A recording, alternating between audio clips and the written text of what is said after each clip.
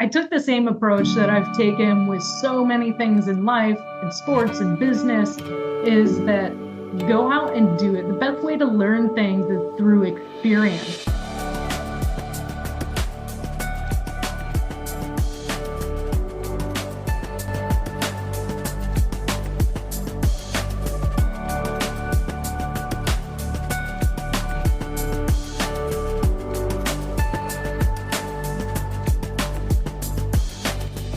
Hello, ladies and gentlemen, and welcome to Grand Slam Journey podcast, where I, together with my guests, discuss various topics related to finding our passion, maximizing our potential, sports, life after sports, and transitioning from one chapter of our lives to the next, growing our skills and leadership in whatever we decide to put our minds into.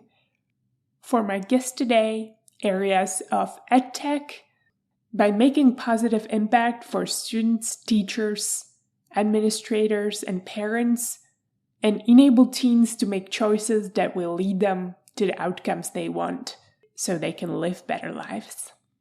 My today's guest is Lisa Litherland.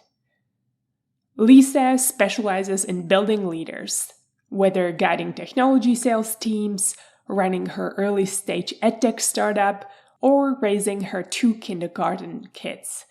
Lisa gets great joy out of helping others level up. She carries an infectious energy to inspire those around her. With a unique blend of Fortune 200, startup, hypergrowth, and venture capital experience, Lisa has the vision to understand the big picture and to see around corners, and then flip into focused operational near-term execution. Her unique perspective was formed by growing up in Japan and attending an international school. This multicultural paradigm carries through to today, where Spanish is the second language in her household. She began her career as an engineer in the power substation industry, and was quickly given project management responsibilities. Feeling patriotic after 9/11, she took a role with the FBI, managing technology projects across the division. Lisa subsequently joined CDW in their sales function and generated profitable new revenue streams in multiple capacities. Lisa also coached over 30 executives to promotions. She was part of a corporate startup within CDW, building an entirely new division within the corporation. In 6 short months, Lisa took Social Optics, her current startup, from an in-classroom curriculum to a full web application product. She is focused on finding and selling into early adopters, working closely with customers and iterating the product to bring huge value to her end users. She runs several different parts of this early-stage startup, including operations, finance, legal, sales, marketing, and customer focus. Lisa earned an executive MBA from Northwestern University's Kellogg School of Management after completing a Bachelor of Science program from the University of Illinois. Sports were constant in Lisa's life from a young age. After playing soccer for years, she worked with friends to convince her school board to give them a high school girls team. She then transitioned to rugby in college, where she led the University of Illinois women's rugby team to a 3rd-place finish in the 2000 National Championship tournament. After college, she jumped into martial arts, knocking out a Chicago Golden Gloves championship in 2007 and stepping into MMA before there was much opportunity for women to find fights. Lisa now calls the local CrossFit box her home, competing with herself at 5 a.m. During the conversation, Lisa talks about her background and passion for sports, her experience living in Japan, her athletic journey, and there's lots to cover, transition from her corporate career to entrepreneurship, and finding fulfillment. Lisa talks about the creation of social optics and the impact on social communication. We talk about the ability and need to launch the product to market quickly, the process of launching it, and the differences between innovating in startups versus in large corporations. We compare some of the advantages and disadvantages of the two. Last but not least, we dive into Lisa's book named Live Your Passion: How to Leave the Corporate World and Begin Your Startup Journey. Lisa shares the behind the scenes of writing the book and how she used generative AI to help her with the process.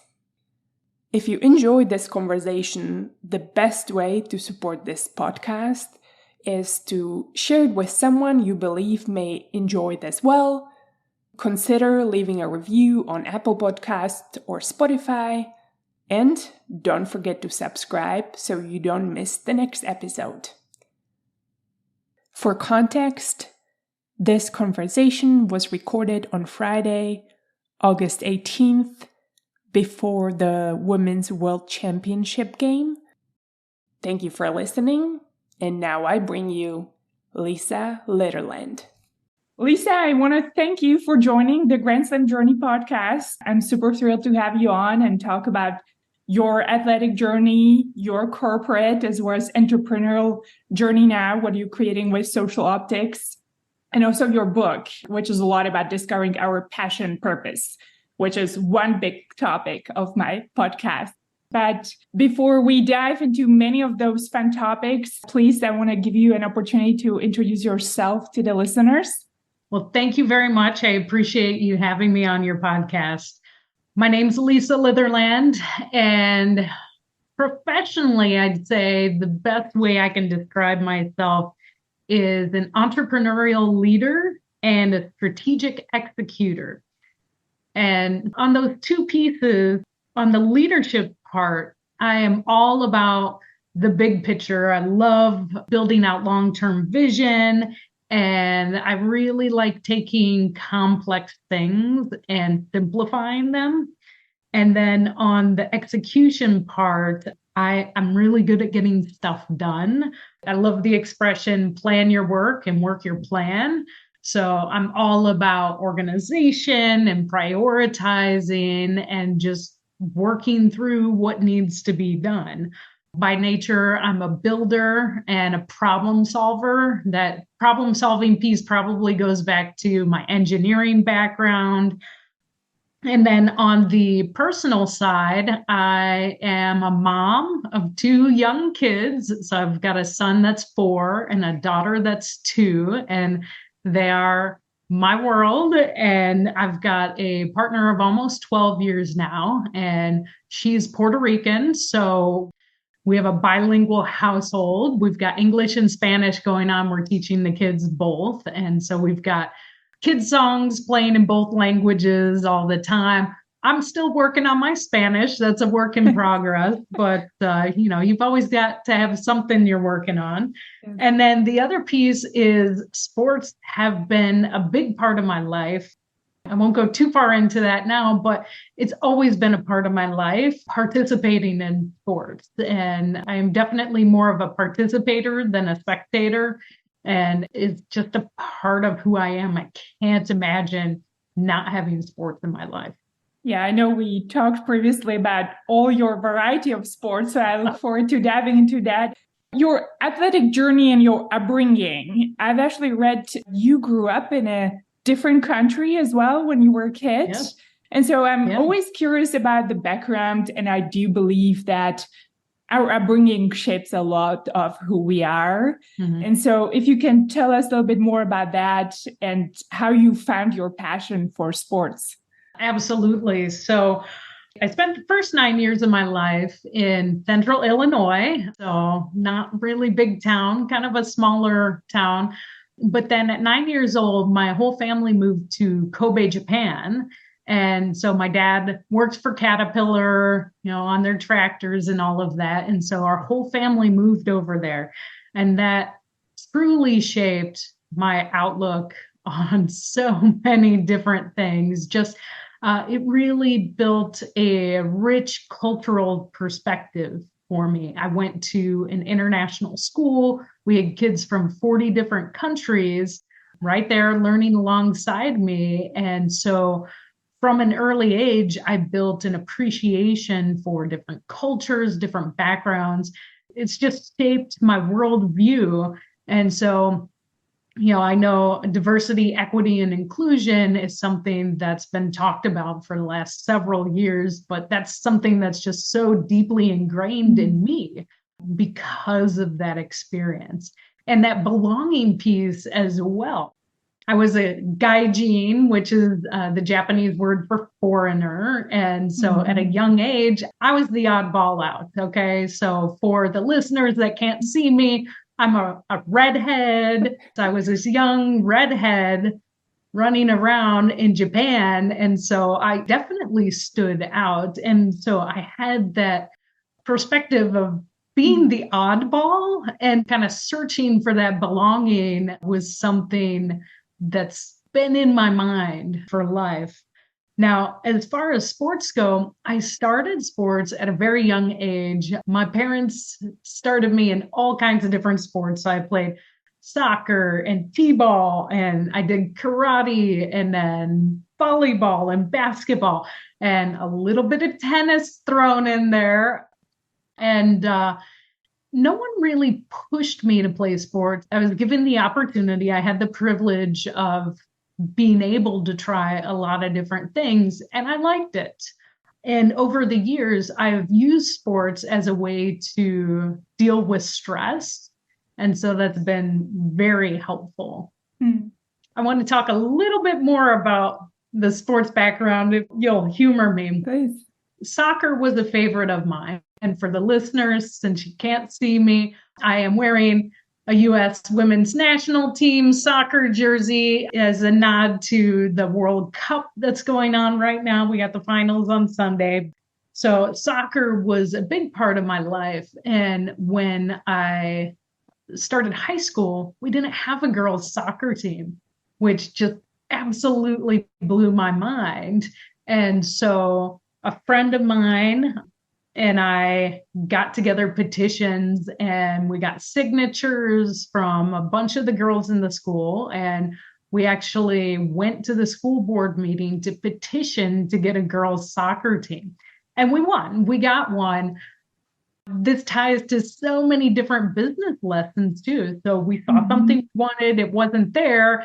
So we built it. And I didn't realize until years later that that is very much an entrepreneurial type of approach. And we hustled.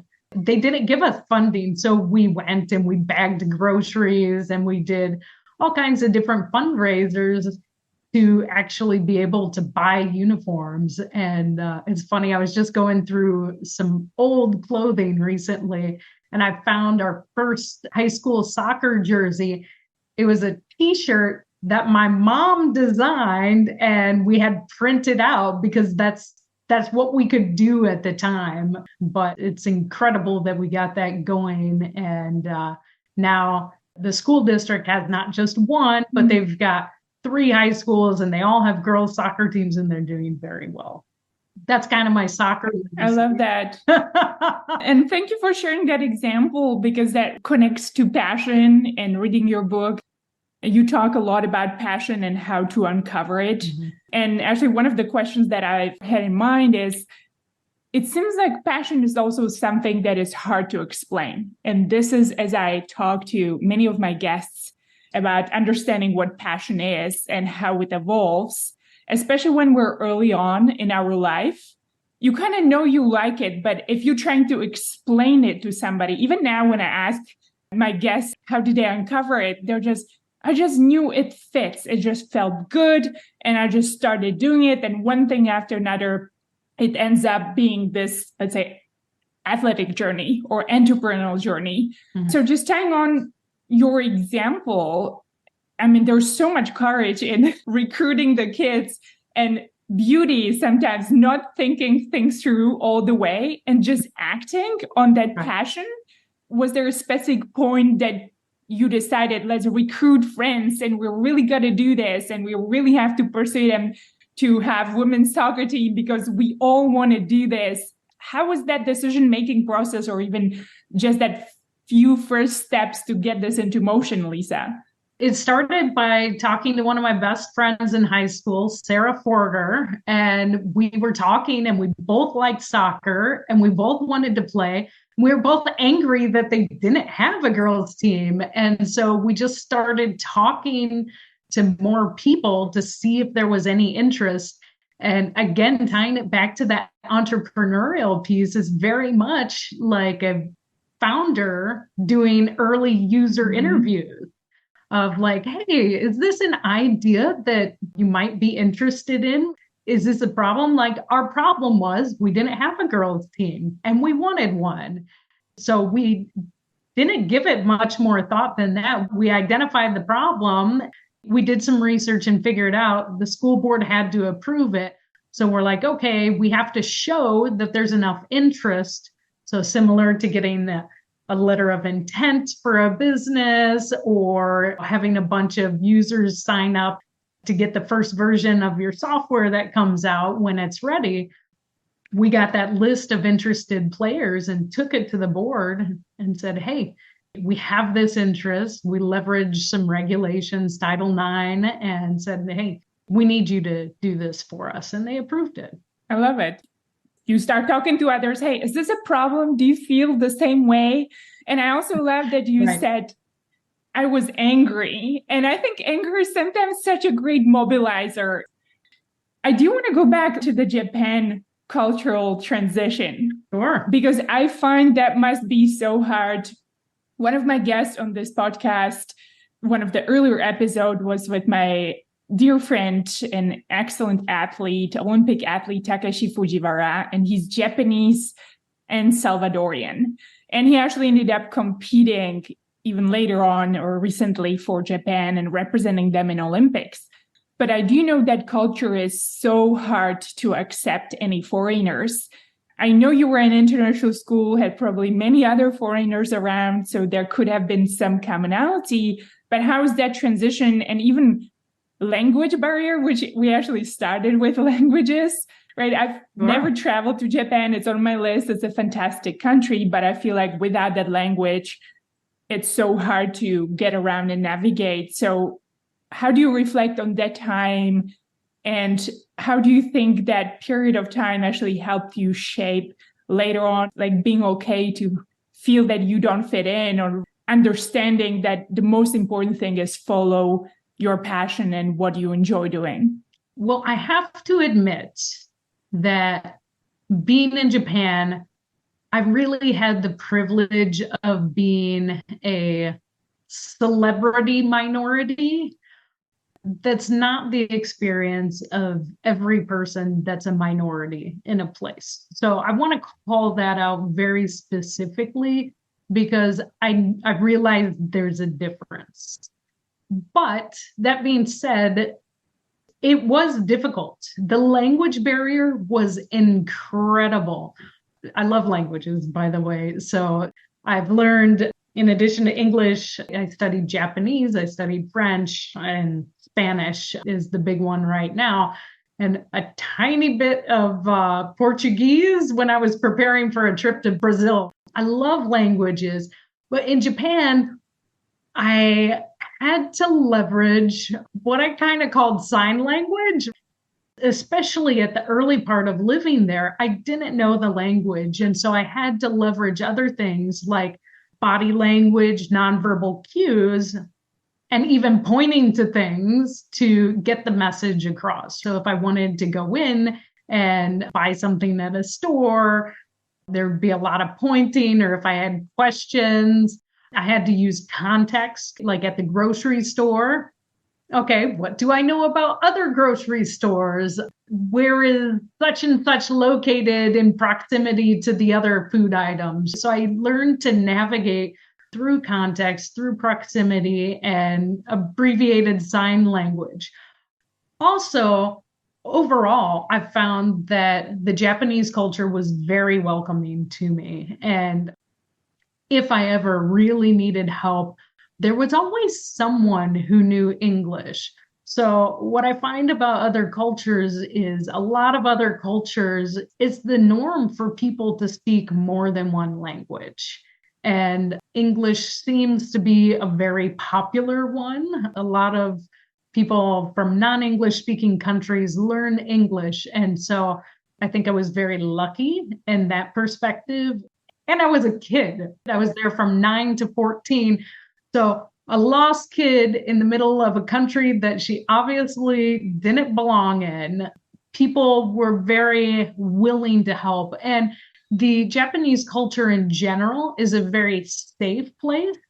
People look out for kids. You'll often see kids, like 5-year-old kids, going to school on their own, walking to school or taking the train.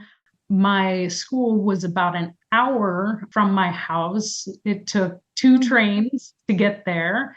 And I could travel safely on my own from my house to my school using public transportation. And that was incredible. So I was very lucky to be able to experience that culture. Thanks for describing that. It sounds a bit different than some of the experiences that I've heard. And maybe that's the difference if people know you're really standing out, that you're visiting, versus if you're actually embedded in the Japanese culture and they can see that you're not true Japanese, you still speak Japanese, but you're not born Japanese. Maybe there's a different nuance in that people have to navigate. Forwarding to your athletic journey, you've played so many sports. You said soccer really stuck with you. Absolutely. You mentioned also volleyball, tennis. I know we talked about MMA. Yeah. How has that transition been for you in athletics? And tell me a little bit how you uncovered the different sports and some of the extreme sports where you're almost fighting for your life, really. Yeah, absolutely. So I played soccer throughout high school, and then I went on to college. And unbeknownst to me, until probably a couple of years ago, I actually did walk-on tryouts for the University of Illinois soccer team. And I found out years later that the woman that I tried out for was Jillian Ellis, who coached the U.S. women's national soccer team. So that was pretty cool, but I didn't make it. I wasn't one of the best ones out there, and that's fine. So I played club soccer for a year, but I didn't really click with the group. So I was kind of searching for something different. Again, kind of back to that belonging piece, right? I didn't feel that sense of belonging with that particular group. And we were playing on the fields, and I looked over and I saw a group playing a different game. I'm like, I wonder what that is. And I found out it was rugby. And I'm like, all right, well, maybe next semester I'll give that a try. I was vacillating between either rugby or ice hockey. I don't know why I'm drawn to the contact sports, but that was appealing to me. The team piece is something, since I was in a place where I didn't feel that sense of belonging, I did want to find a place where I felt like it was home. So I went and I tried out. I'm not sure you can call it a tryout. The rugby team was very much a we welcome anyone group. And I'm like, oh, I like that. That sounds good. And the sport in general is very open to people of all sizes, all body types. And there's something really cool about that. So just very open and welcoming. And we went on to win third nationally with the rugby team. So that was pretty cool. I have this sense of competitiveness in me, and I don't know if that is what drew me to sports or if sports built that sense of competitiveness in me. So I'm not sure which way that goes, but either way, they go well together. I played throughout college. And then after college, I was looking for something different. So as a kid, I had done a little bit of karate. So I found a martial arts place and started training there. And I just did the regular classes, nothing competitive, for a little bit. And then I got that competitive bug again. And I'm like, well, I wonder what I can do with this. And I think they actually have a term for that. I think it's called yellow belt syndrome, where you're no longer a white belt. And so you've graduated to the one level up, and all of a sudden you think you know something when you don't really, right? But I didn't care. I just went for it anyway. One of the women that was teaching the martial arts classes was a professional boxer, and she put together a women's sparring group. And I'm like, I wonder what that's like. And I went and I tried it out and I loved it. You know, a lot of people think that to be able to do boxing or to do MMA, that you have to have a lot of anger and maybe even hate in you. But I found it to be the complete opposite. In fact, one of my sparring partners was like, I don't know if I can actually punch somebody in the face. And I told her, don't think of it like you don't have to be mad at me. It's a sport. That's truly what it is. And she tried it and she fell in love with it so much that when I signed up for the Chicago Golden Gloves, she signed up too. But it was just a wonderful group. It was a group of women that got together, we sparred, and we cheered each other on, and we made each other better. Again, it's a very much a contact sport. And like several of the other sports that I had participated in, it required a lot of different skills that apply to business. With that, the one that really stands out is discipline, because whether you're boxing or fighting MMA, you do it by weight category. And so that was always the most difficult piece for me because I didn't have the discipline with my nutrition. And nutrition is everything. All right, you got to do all the technical and skills practice too, but it makes such a big difference. And so that forced me to really have that discipline with my nutrition in order to make weight for the fights. That was just a challenge on a whole nother level. And it required that discipline nonstop because you can't go out and pig out like over the weekend and then expect to do well the rest of the week. It just doesn't work that way. Yeah, that always was interesting to me. I used to do CrossFit at a CrossFit CSA when I lived up in East Bay. Actually, just by luck, I ended up living close by, which is a fantastic place. I highly recommend it. They have some amazing coaches, and it is called CrossFit CSA because it's also a combat sports academy. And so they have some of the best Muay Thai fighters and MMA. In fact, the Diaz brothers used to come there sometimes and train out of the gym. So you could see sometimes Nate coming in and sparring with the different fighters there.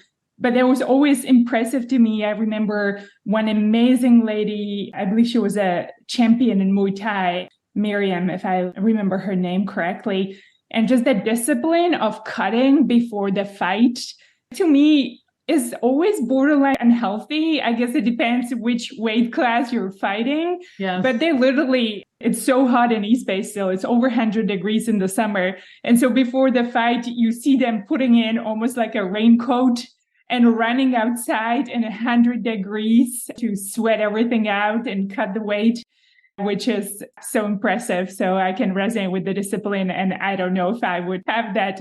Another thing that really resonated with me, you mentioned the punching, which I'm always curious about boxing or MMA. It's really fascinating sport to me, but I was worried I would get punched in my face. And then there's also something I'm wondering, taking it or not taking it personally. Have you fought against somebody who they actually take it personally versus this is just a sport, and how you navigated that mindset? What's your reflection on that, Lisa? Everybody's got a plan until they get punched in the face, right? It's so true. And it depends on the person. I've found that with people that, I was going to say people that are amateurs, but I was never a professional fighter. I only fought amateur, but people that didn't have a lot of experience were more likely to take it personally because they didn't have that experience. So if we were just taking our martial arts classes and you punch them in the face, they were more likely to take it personally. But with actually training for and participating in a fight, wow, there's something just magical about it because you train and you train and you train. And when I did fight MMA, there were very, very few women that were actually fighting. And I remember I had a couple fights canceled because something happened. The girl broke up with her boyfriend or something happened, and there was nobody else really in the pipeline that could step up. So then to cut weight and not be able to fight, that's a whole nother thing, right? Because there's a lot of mental and physical preparation that goes into that. But when you actually step in the ring or step in the cage to fight, there is so much adrenaline going at that time. And you don't really have an opportunity to think all that much because that adrenaline is pumping through your body. You almost black out a little bit because the energy is so high and there's so much at stake because it's all on you. There are no excuses. It's just you and that one other person. And the results are who trained the hardest, who was the most disciplined, and who wants it the most. And sometimes you can do all the right things and it's just not your night. Yeah. But it's incredibly intense. And so during the fights, I never ran into someone that was like, oh, you punched me in the face. How dare you?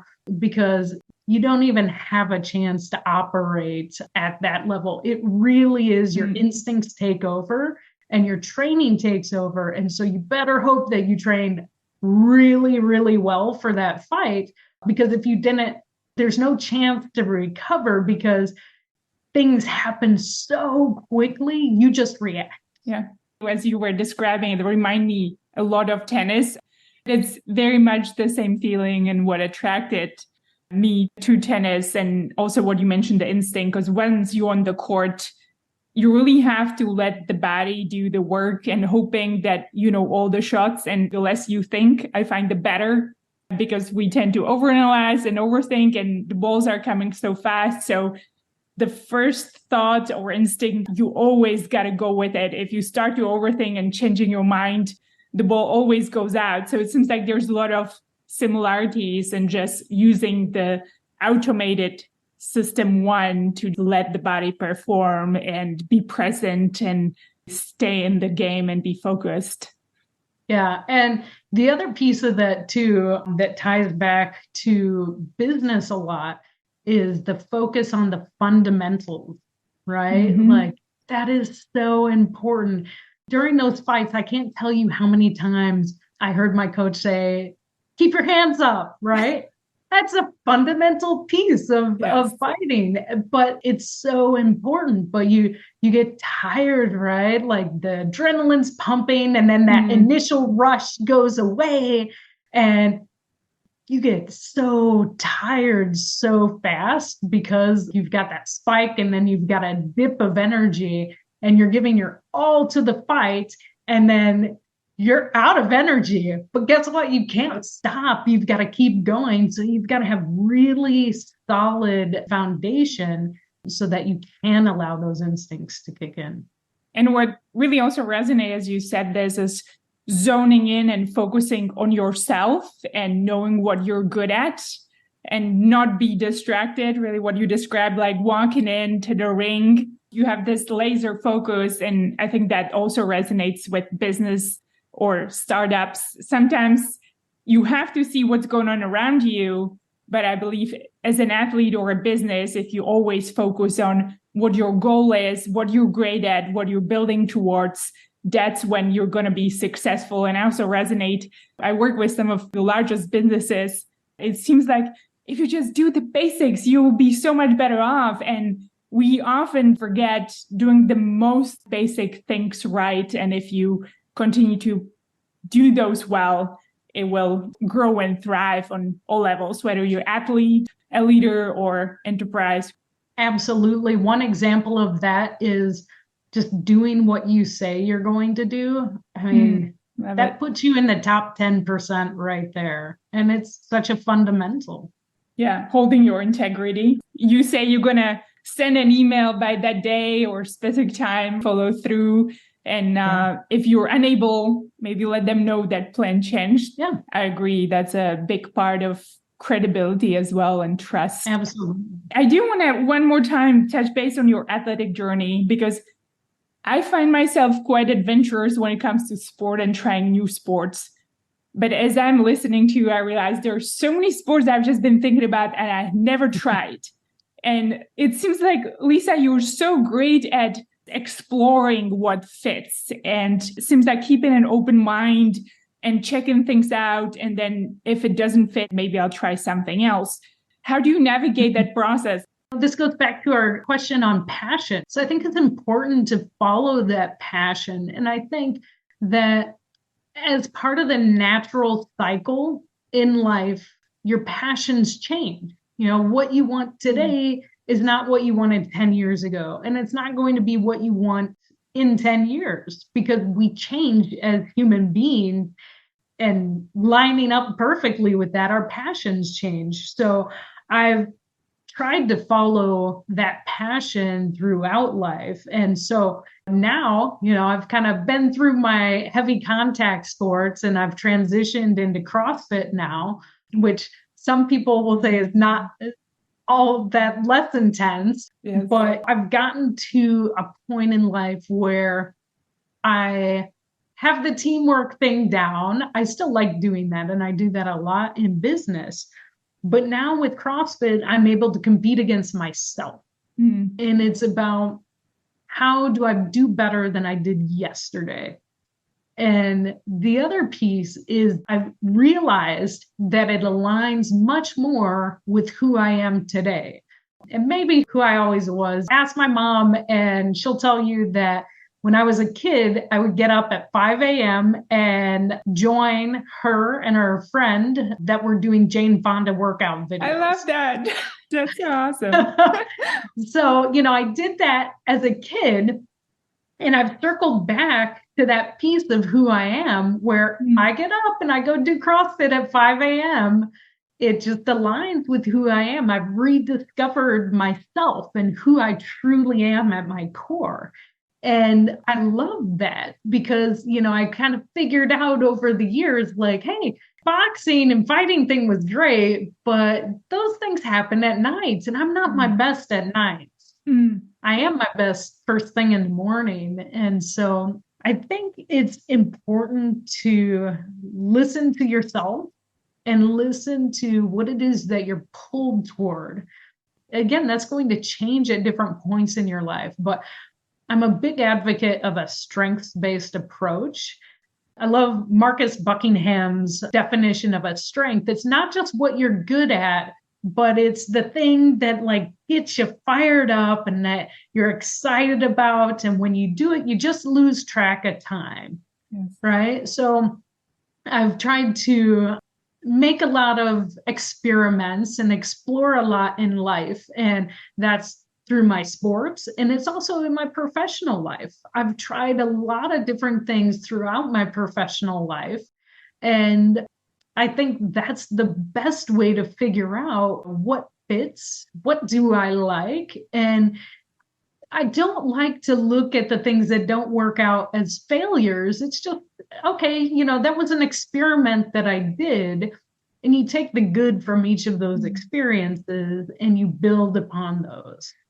And it does seem, me listening to you, that the CrossFit would fit you really nice, because there's some obviously commonalities that attracted me to it as well. And kind of what I can see in you, you have the social group, so you can find a box with people that are really like-minded. And it seems, especially the 5 a.m. people, there's only specific type of people who show up for the We're 5 a a.m. special classes. group. Yeah. Yes, they always, every box I went to, I wasn't the 5 a.m. one, but yeah, I feel the 5 a.m. CrossFitters, they have their own very niche personality and you cheer each other on, but you're all very still competitive and focusing on improving yourself and making yourself a better human, whatever those fitness goals are, which is definitely what it seems like. You're that type of driven and goal-oriented person, and that attracted me to the sport too. Curious, do you have a favorite CrossFit workout? What's your favorite WOD or a lift?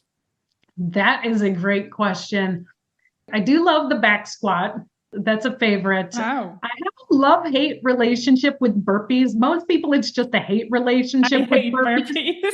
But it's kind of like a cold plunge or cryotherapy. Afterwards, I feel really good. Like I hate doing the burpees, but afterwards, I'm like, I feel awesome. What resonates from just these two and now connecting it? It seems like you're a person who suffers well, Lisa. I guess that's why I became an entrepreneur. Yeah, you're good in suffering and sticking through the tough times. That's a definitely skill that transfers over creating your own startup. Maybe let's just transition. I think we can talk about sports forever, trying to be mindful of time.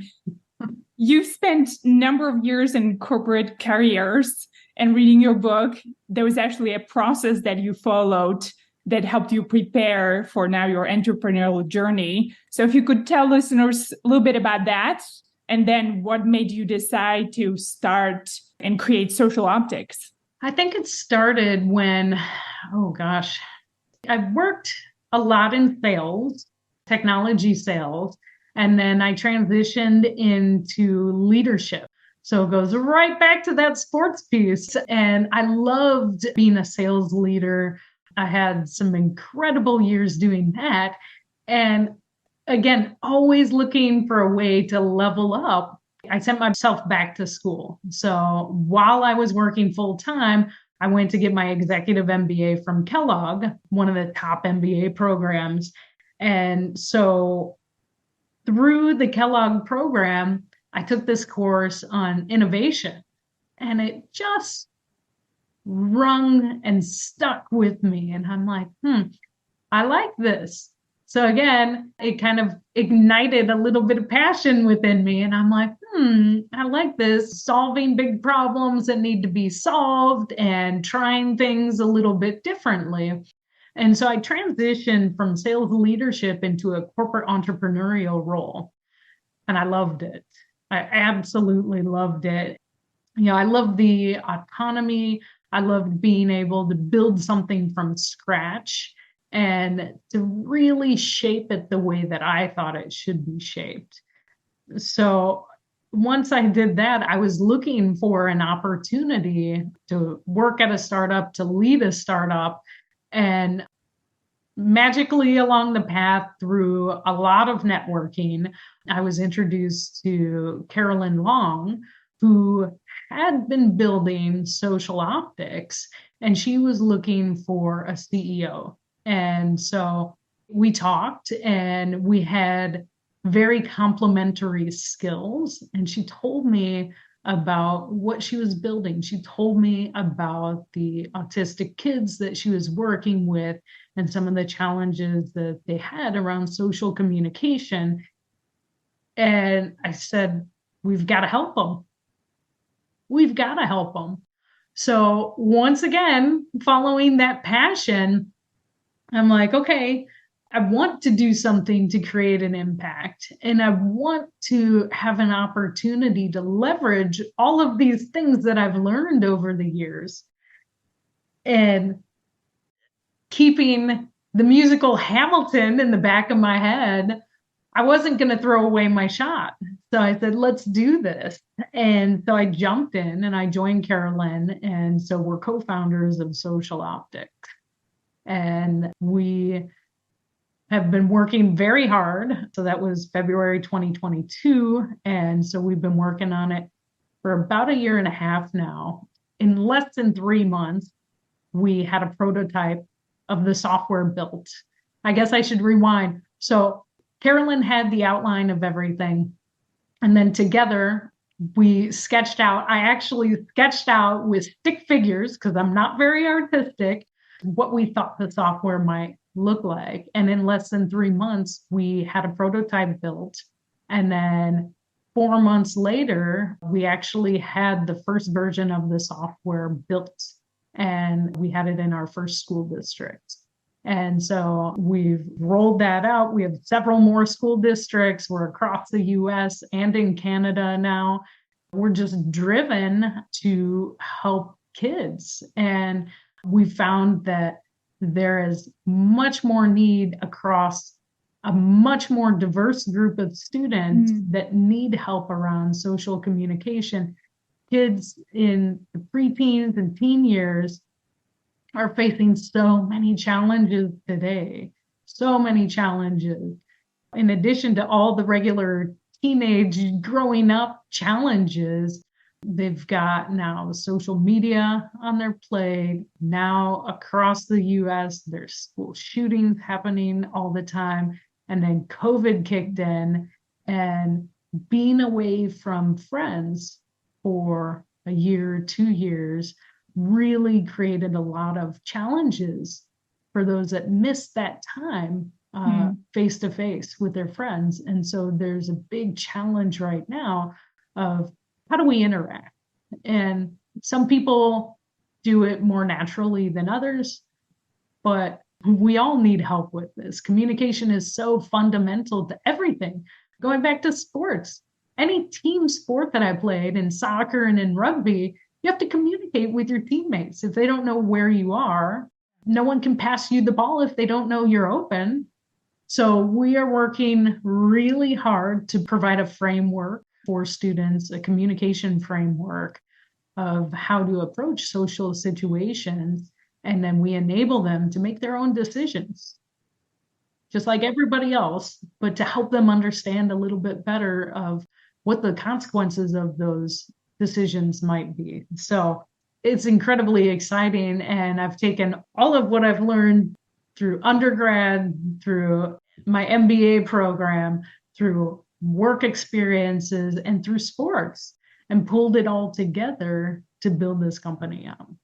I like so many things you said, and I have so many questions just trying to figure out where we go next. And just to comment, I 100% agree. I actually feel that being a kid now is so difficult. I was growing up mostly in an era where I think I had my first cell phone when I was maybe 15 and trying to figure out how to text, right? And with the social media craziness, I just don't even know how you coach a kid through that and some of the consequences that I see the society puts on kids or now adults that they may have posted something on a social media 4 or 5 years ago when they were in a bad mood and they're being penalized for it later on in their career, which I actually find unfair. And also agree with the COVID. We thought that the older people will be impacted the most, but I think we totally forgot about the development. And there are some very critical years in our life, especially in the childhood, or even thinking about senior in elementary school or high schools or freshmen. There are some really important years that help shape the social context. And I feel the kids had the worst of it because I don't know how you learned going through the COVID thing. So kudos for helping them through all of that, Lisa. But let's dive in a little bit more to social optics. What would you want people to know about it? We are a communication toolkit for social emotional well-being. We teach a framework of how to break down social situations. We give that framework, and then we teach that framework to the kids, and then we help them figure out how to apply that to situations. And you have to realize you can't teach students every situation that they're going to come across in life because there's so many unexpected things. I mean, we didn't expect COVID to happen, right? We had to leverage our tools in order to figure out how to handle that, how to deal with that and adapt to it. And so in very much the same way, we leverage that framework to help kids figure out, like, how do I break down this social situation? I'm seeing it like this, but maybe are there some things that I'm missing here?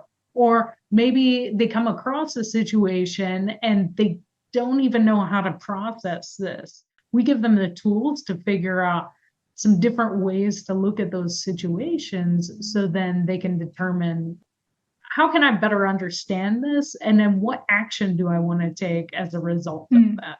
So you're helping them evaluate also what the options are and how to make better decisions for themselves in life. Absolutely. And it's funny, we're building this for students, but I use this framework every day now.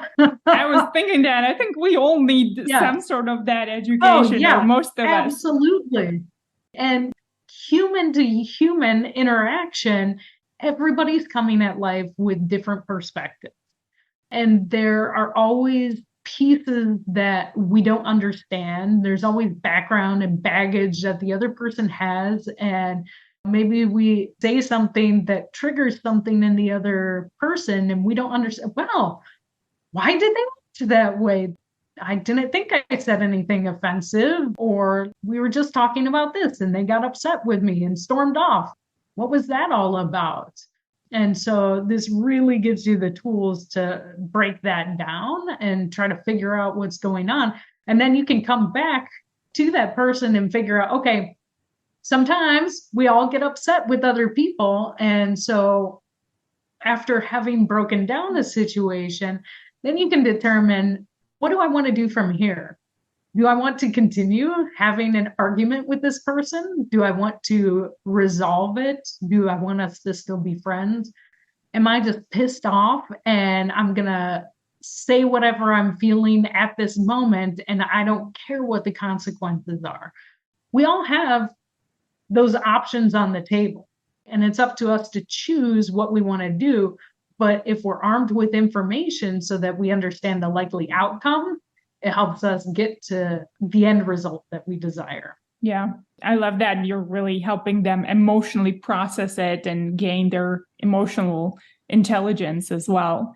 It's about helping them build a positive self-identity too, and think about, who is the person that I want to be? Do I want to take the high road here? Or do I not even care? Like, I'm mad. And we all have that option. It's, who do I want to be, though? Yeah. One thing I'm really impressed by is the timeline with which you launched the product. It seems like it was really quick. How did you achieve it? And what helped you roll this out so quickly? So first off, I'll say that my co-founder, Carolyn, had done a lot of the heavy lifting on the front end. So without that work, we wouldn't have been able to move as quickly as we did, because she put a lot of the content and the pieces and the thought and the research into it ahead of time. So without that, we definitely wouldn't have been able to move that quickly, because she's been working on this since 2015. So that was a huge piece. Second, I want to say that I am not a technical co-founder. So I'm not a coder. I'm not a software engineer. I've done a tiny bit of programming in the past, but that was way back. And it probably would have taken us 20 years at least to get to this point if I had tried to do it myself. So one of the things I did was analyze my strengths and our team's strengths. And we realized we didn't have the software skills. So we brought in a fractional PTO to build this out for us. And that's her specialty. So Katarina Sitnik, we brought her in to build out our MVP, minimally viable product. And so she had the technical skills and Carolyn had the content. And so, as I talked about at the beginning here, I took this complex beast of an idea and brought it down to, we worked together to figure out, what are the priorities?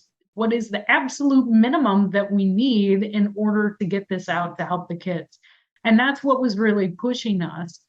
We know that kids only have 4 years in high school and then they graduate and they're off into the world and good luck to you. That didn't sit well with us. So we knew we had to get this to market as quickly as possible. So we got the resources in place and prioritized and executed. With any minimally viable product, you want to get it out there as soon as possible. We knew we want to have all the bells and whistles and all the pieces that we want. And as a high achiever, as a former perfectionist, I had to get over the idea that it wasn't going to be perfect. I'm trying to remember who said it. It might have been Mark Andreessen who said, if you're not embarrassed by your first version of the product, then you waited too late to launch. It might have been Paul Graham, I'm not sure. So we hustled, we pushed, and we got it out there. And putting your ego aside in order to accomplish the mission was key there. I could have said, I'm not putting it out there because it's not good enough. But instead, I took that MVP approach and we got it out into the market, which is great because we got it into the hands of students who could start and did start using it right away and start benefiting from it. So I think that's a big piece, is putting your ego aside and just knowing your first anything is not going to be perfect, and to be comfortable with the process of iteration, right? So you put something out there and it is what it is, and then you make it better. And then you make it better some more. And part of that is talking to your users and finding out, what do you like? What do you not like? And that's hard. That's so hard because here's your baby. Here's the thing that you created, and you put your heart and soul and blood, sweat, and there were a lot of tears that went into it too. And you put it out there and you know it's not what you want it to be quite yet. And then put that ego aside and you ask, what sucks about this, right? And then they tell you and it hurts. And then you go and you fix it. And then you make it better. And then you get it out to them. And it's that iterative process. And I approach my career in very much the same way. I've gone and I've tried different things. And some of the things worked. Some of the things didn't work. Some of the things I was really good at, some things I really sucked at. And to be able to set aside that ego and say, okay, I'm taking the things that work and I'm going to enhance them and put aside the things that don't. I think there's a very good parallel there. Yeah. And that's the only way to do things quickly, because otherwise you have this great thing that no one in the world ever sees. Yeah. And I love how you executed on it, because I do agree it aligns to pretty much anything we do in life. I resonate even remembering my very first podcast episode, not second guessing and judging yourself, or maybe you can, but do it anyway. Yes. I think it probably is with anything new that we do in life. It's the setting the judgment aside and being courageous enough to do it anyways. Absolutely. That's what it's all about. And it's about sharing yourself with the world, because I believe that every person has something great that they can share with the world. But if you keep it to yourself, no one knows about it. I agree. How do you reflect, Lisa, on innovation in larger corporations, because you have been part of those, versus in startup journey? What do you see are some of the either obstacles or benefits of doing it by yourself and having control of it versus being part of innovation as a large corporation? So let's talk about the big one first. The elephant in the room is funding. Funding is the biggest one, where when you're innovating within a corporation, you've got funding. Now, it may not be all the funding that you want, but you've got something there. And having that funding in place from the corporation kind of gives you that security blanket. You can go ahead and work on the work without having to worry about feeding your family and paying your mortgage and all those things. That's a huge benefit to innovating in the corporate world, where the challenge is that there are those layers of hierarchy. And so even the opportunity to innovate within a corporation, there's usually several approvals that have to happen before they even decide that, okay, we can build a group within the company that is going to be an innovative or entrepreneurial type group. And there's usually many more people to answer to. So not only do you have to make something that customers will want to buy, but you also have to make something that the higher ups, the executives within the organization believe in, and that you move quick enough for them to keep going. There's usually a clock on innovative groups within corporations where you have to put up results by a certain amount of time, or at least they have to see a certain amount of traction, or the group gets dissolved, which I've been a part of before. So there's that challenge where running your own startup, there's a lot more autonomy. You run on your own clock. That depends on how much time you have, how much money you have and runway to support the business.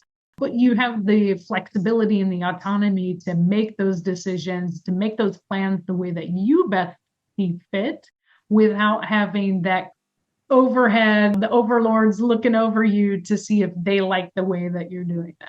What you mentioned is precisely what I thought about, is if you have a driver, co-founder or CEO in a startup, I feel like that actually allows you to move faster than through the hierarchy. So that's what I'm wondering, maybe the timing discrepancy of to market.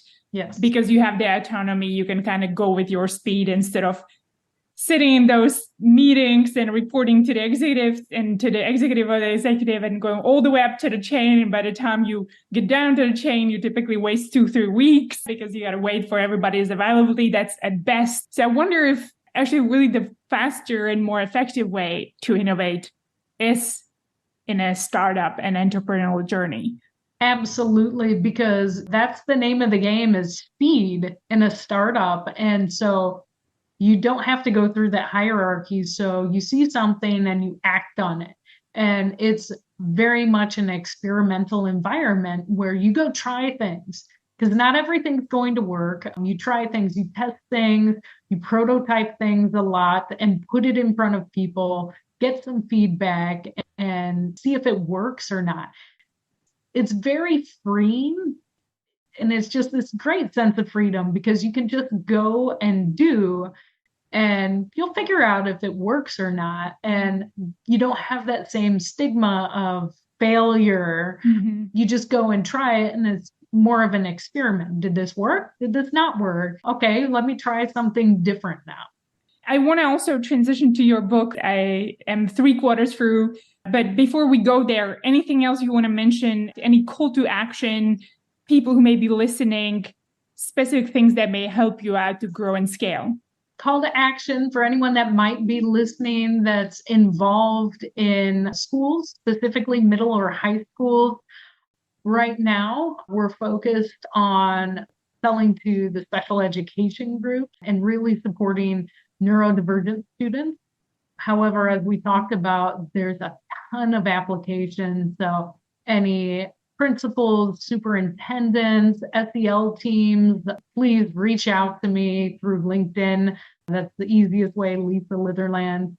And I'm happy to talk to you. We are looking at other distribution channels, but we're not quite there yet. Excellent. And I'll add those resources into the episode notes so they can easily reach out to you. But transitioning to your book called Live Your Passion, How to Leave the Corporate World and Begin Your Startup Journey. It seems like at least the first half of the book has been literally the process, Lisa, you had gone through, because I also want to reflect back on kind of how you started your entrepreneurial journey. And it seems like you're looking at the next step with a lens of opportunity. Yes. You beautifully described the transition for anyone who wants to find more passion or fulfilling career in their life. Maybe tell listeners a little bit more about that and what made you decide to write the book. So I'll start with just finding your passion. We are all unique human beings, and what we are good at, what drives us, what we're passionate about it's different for everybody. And I strongly believe that focusing on those piece that you're passionate about, that interests you. Maybe you don't know if you're passionate about it, but you're just interested in it. When you focus on the things that you're interested in and that you're drawn to naturally, you will go out on your own and learn about it without any prompting from anyone. You just go do it because you're interested in it, right? It's the whole Montessori approach to school. Like you follow your interest and then you do more research on it, or you read about it, or you listen to podcasts or watch videos about it, and then you get better at that thing. And so that's why I strongly encourage people to follow that passion and see where it takes you. We've only got one life to live, so you might as well spend it doing things that you like. And if you are interested in it and passionate about it, you're going to be better at that thing, which opens the door for you to be successful in that thing. It's really hard to be successful in something you hate. I don't know how you can do that. So there's that piece. The second part of your question is what drove me to write the book? A couple of things. We talked earlier about sharing yourself and sharing your own unique gifts, sharing your own unique challenges and journeys. And so I had gone through this process myself, and I thought, well, why not share it with others? Because I'm sure there are other people going through the same process, trying to figure out what's next, what they want to do. Also, I started writing this last November when there were a lot of tech layoffs going on. And I saw so much of myself in what was happening. And I'm like, oh gosh, my heart goes out to these people and their families. And they're searching right now for what's next. I know there's so many people that are. So I'm like, well, I'll share my journey. And if it helps one person figure out what that next thing is, or if it even helps them figure out like, well, that doesn't sound like something I want to do, I'm not going to do that. That's valuable too. So I wanted to share that value and just put it out there. The second part of this is perhaps more interesting. I did it as an experiment. I did it as an MVP. And I'm not sure if I shared this with you, but this was an experiment in using generative AI as well. Wow. So I leveraged a software called Jasper. It's a generative AI software, and I wanted to play with it. So I'm like, all right, how can I bring this value of this thing that I'm going through and bring this message and play with AI and see how that works and learn about it in the process? So I pulled those two things, you see, just like you bring something you're interested in and something you're good at. Here I brought together this potential value that I could share with the world and a learning journey for myself. And I put them together and I'm like, how can I bring these two together? I can learn something in the process, share some value out to the world, and it's my MVP. I'd always thought about writing a book. So I'm like, well, here's a way to do it instead of thinking about maybe doing it for the next 10, 15 years. Let's do it. Get the first one out of the way, right? Because we talked about the first thing of anything sucks, right? The first punch I threw sucked. The first soccer ball I kicked sucked. So let's do the first book, see what happens with it. If I can help somebody along the way, cool. If I can learn something along the way, cool. And let's just bring some more value to the world. So I did, and it did not work anything like I thought it was going to work. Let me tell you. I thought it was going to write itself for me, but it did not, which is probably a good thing. But I learned so much. What it allowed me to do is leveraging the power of generative AI. I was able to take all of those thoughts within me and get them out on paper a lot faster. I think they did like a 30-day challenge to try to get your book out in 30 days. Well, it took me 2 months instead. Oh, that's very good still. I 2 months. know, it's still pretty good. And oh my gosh, the things I learned about the process of writing a book and outlining things, and then what kind of content do I want to put in this? And ooh, that AI spit out some stuff, but that is not the right thing. That's not the message I want to send. That doesn't sound like me, right? So it was cool in that I got to learn the process, I got to play with it, and then take it back and say, no, no, no, no, no, that's not what I want to say. This is it. And then the publishing process as well. I thought once I wrote the book, I was good. And I published it through Amazon, Kindle Direct Publishing. It was self-published.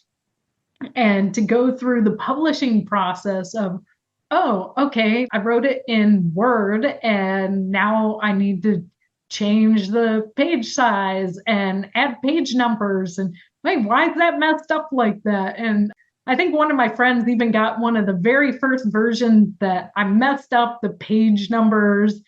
They were on the inside instead of the outside or whatever. And it was a process. It was a learning process.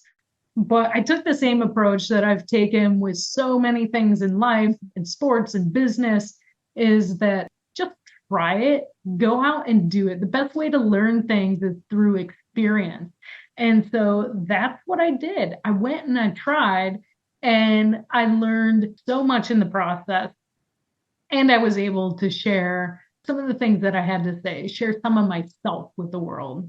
I love that. And thanks for describing it. It really sounds like you found the AI as a collaborator. Yes. And sometimes you get it even with people, like they suggest something, you agree with them, don't agree. So there was interesting process that you had to go through. It's kind of like a thought partner, if you will. Yeah. What would you want people to know about the book?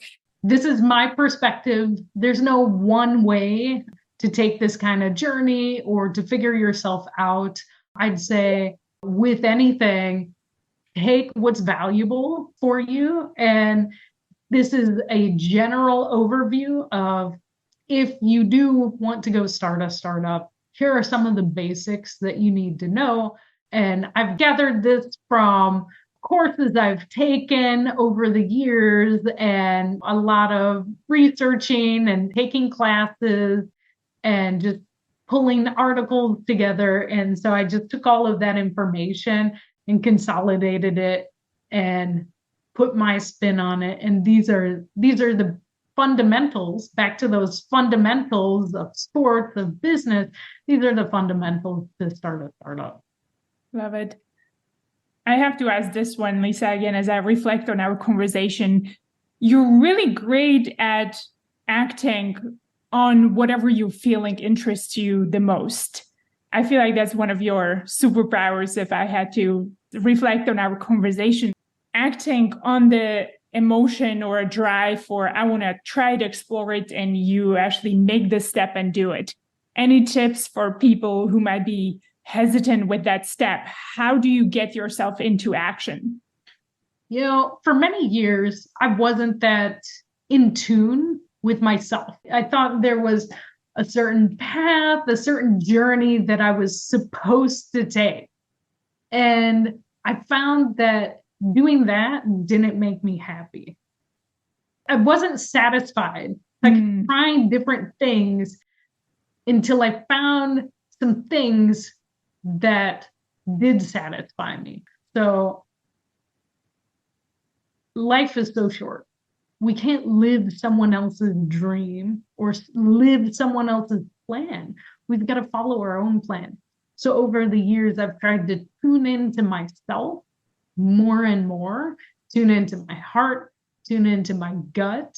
And any big decision that I have to make, I'll research, I'll get expert opinions on it, and I'll pull together as much data as I can about it. But ultimately, I have to live with myself with whatever decision that has to be. And I don't want to have any regrets. Like, I take all that information I sleep on it. I sleep on those big decisions. And then I go with my gut. I go with my heart.